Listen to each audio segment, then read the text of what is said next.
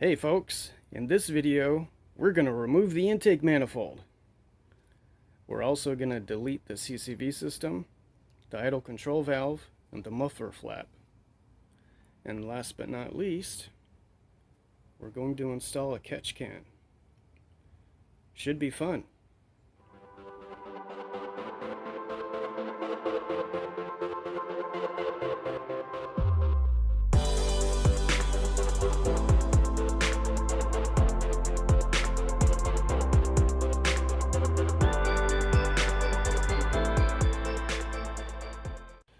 Okay, so I have this intake manifold that I picked up at the salvage yard a while back, and I decided to put it to good use.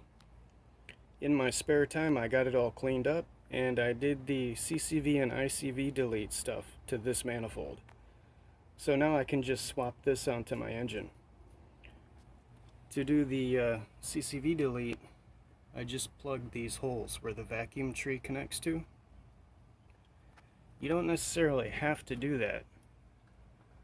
For example, if you want to leave the vacuum tree in place, you just need to cap off that fitting and that fitting. And it'll do basically the same thing. But for me, I decided to get rid of it because I think it makes the intake look cleaner. And for the idle control valve delete, I simply stuck a plug where the idle control valve normally plugs in, right there. I also put a plug in the intake boot where it connects to the idle control valve. It would be nice if I could get one of these without this connection for the idle control valve, but I'm not sure if there is such a thing. If you know, leave a comment. I would appreciate it. Okay, so you may be wondering why I'm deleting the CCV system and the idle control valve. I plan to install a turbocharger in the near future, and the CCV system is not compatible with boost. The boost pressure will backfeed into the CCV system and pressurize the crankcase. That can cause oil leaks or even blow out seals. Plus, the CCV components were starting to deteriorate and cause vacuum leaks. I didn't want to buy new CCV parts just to remove them later, so I decided to go ahead and delete the CCV system. Also, the idle control valve was sticking. The last time I removed the intake manifold, I cleaned and lubricated the idle control valve, but now it's sticking again. When I was looking at the ms4x.com website, I found instructions for deleting the idle control valve. So instead of buying a new one, I'll just delete it.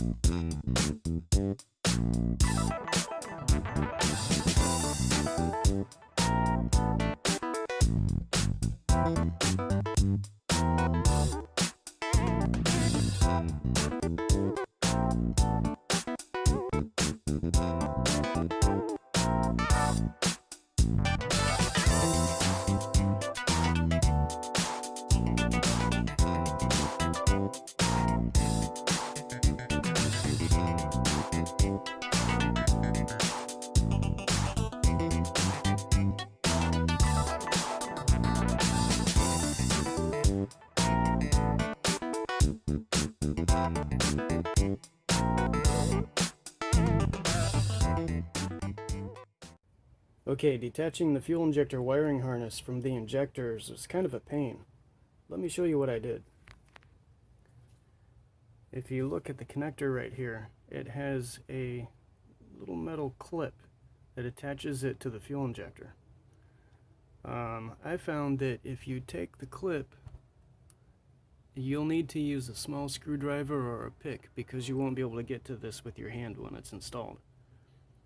But you take the clip and you pop it loose and you move it like that so it's kind of cocked to the side, and that will allow you to detach this from the fuel injector. And you can see I've done this to the other connectors too.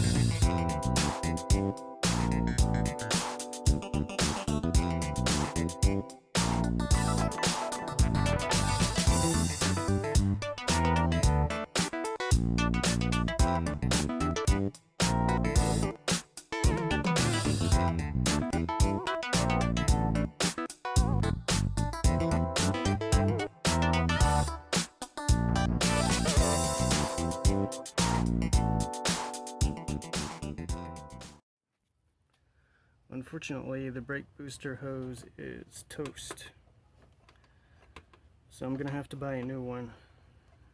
That's gonna delay the project a little bit, but you know what? I probably need to buy new intake manifold gaskets anyway, so I'll do both at the same time.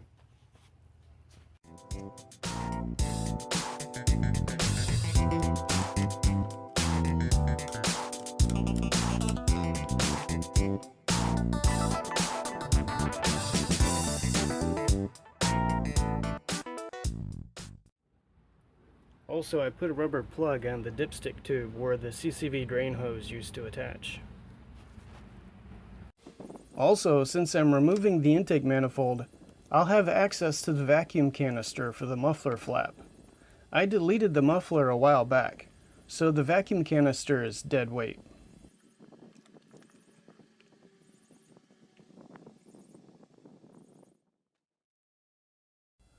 Unfortunately, I can't install the new intake manifold because I forgot to buy gaskets. Oops. Plus, I need a new vacuum line for the brake booster. I ordered those parts, but now we have to wait for them to arrive. So I have to end the video here. We'll do a part 2 video when the parts arrive. Stay tuned.